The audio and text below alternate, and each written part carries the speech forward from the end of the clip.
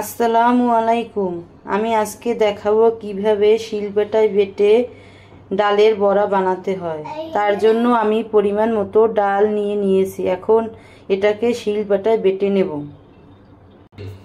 আমি ডালটাকে কালকে রাত্রে 5 থেকে 7 ঘন্টা ভিজিয়ে রেখেছি। তার জন্য এখন এটাকে বেটে নিতে সুবিধা হবে। এটা নরম হয়ে গিয়েছে, এটাকে ভালোভাবে বেটে নেব শিলপাটায়।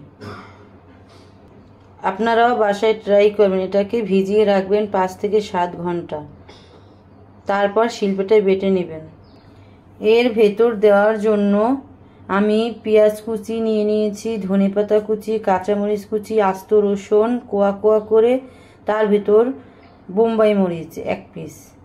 আমি আস্ত রসুন এবং বোম্বাই মরিচটা ডালের সাথে বেটে নেব। সুন্দর একটি স্মেল আসবে এবং খেতে স্বাদ দ্বিগুণ বেড়ে যাবে। তার জন্য কিভাবে শিলপাটায় বেটে ডাল বেটে নিতে হয় সেটা তোমাদের দেখাবো। এটাকে আদা বাটা করে বেটে নিতে হবে, তাহলে টেস্ট বেশি আসবে। এর সাথে আমি রসুন বেটে নেব, আস্ত কোয়া কোয়া রসুন। এর একটা ফ্লেভার অনেক সুন্দর আসে। তার সাথে বোম্বাই মরিচ বেটে নেব।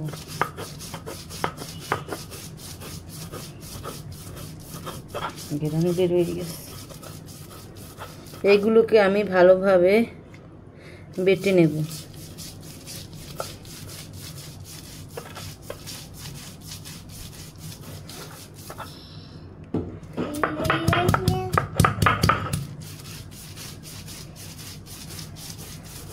আপনারাও বাসায় শিলপাটায় বেটে কিভাবে বড়া তৈরি করতে হয় আপনারাও চেষ্টা করবেন।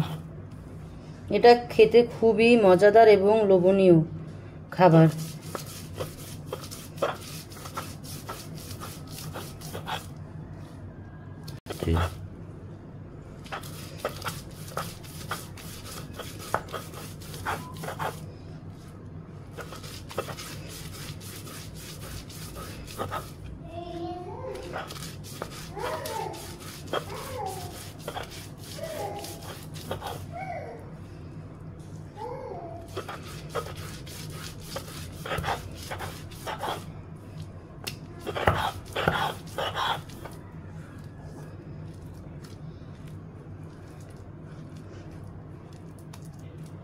এগুলোকে আমার বেটে নেওয়া হয়ে গিয়েছে। এখন অন্য ডাল বেটে নেব।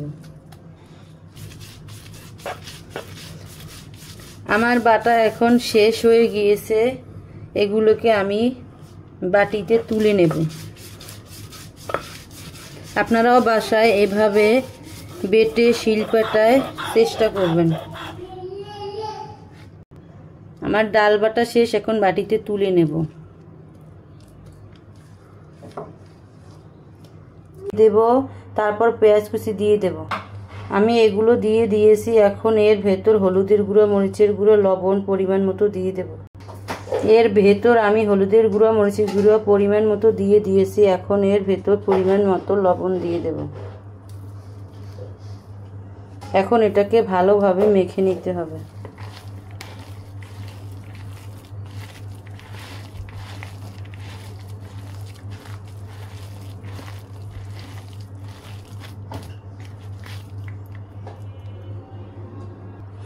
দেখেন আমার ভালো করে মাখানো হয়ে গিয়েছে। এখন এটাকে গরম তেলে ভেজে নিতে হবে।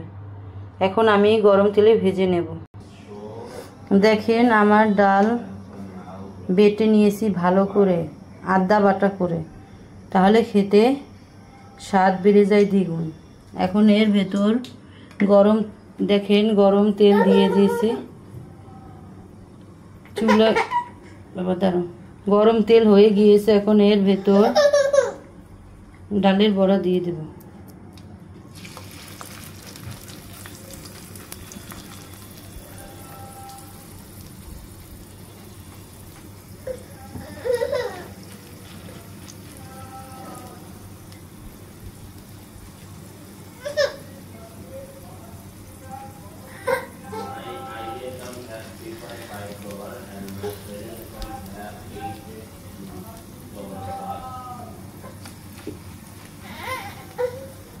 দেখেন আমি ডালের বড়াগুলো দিয়ে দিয়েছি গরম তেলের ভেতরে। এগুলোকে ভালো করে ভেজে নিতে হবে। এটাকে এখন উল্টিয়ে দেব। এক পাশ ভাজা হয়ে গিয়েছে।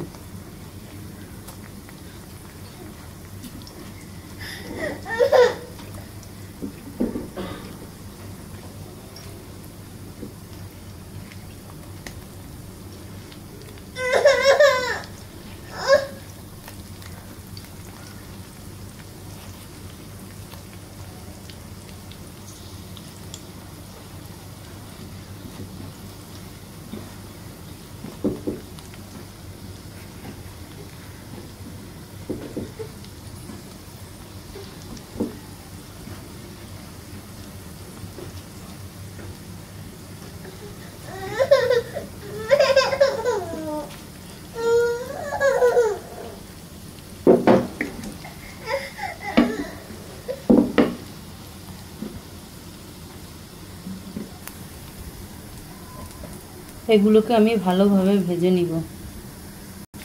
দেখেন আমার বড়া ভাজা হয়ে গিয়েছে। এখন এটাকে নামিয়ে নেব। দেখেন আমার বড়া বানানো শেষ। দেখতে খুবই লোভনীয় হয়েছে। এটা খেতে খুবই সুস্বাদু। আপনারাও বাসায় এভাবে শিলপাটায় ডাল বেটে বড়া বানিয়ে খাবেন। দেখেন এভাবে বাসায় আপনারাও পান্তা ভাতের সাথে শুকনো মরিচ ডালা এবং তার সাথে বড়া খেতে খুবই সুস্বাদু। আপনারাও বাসায় এভাবে পান্তা ভাতের সাথে বড়া বানিয়ে খাবেন। আসসালামু আলাইকুম।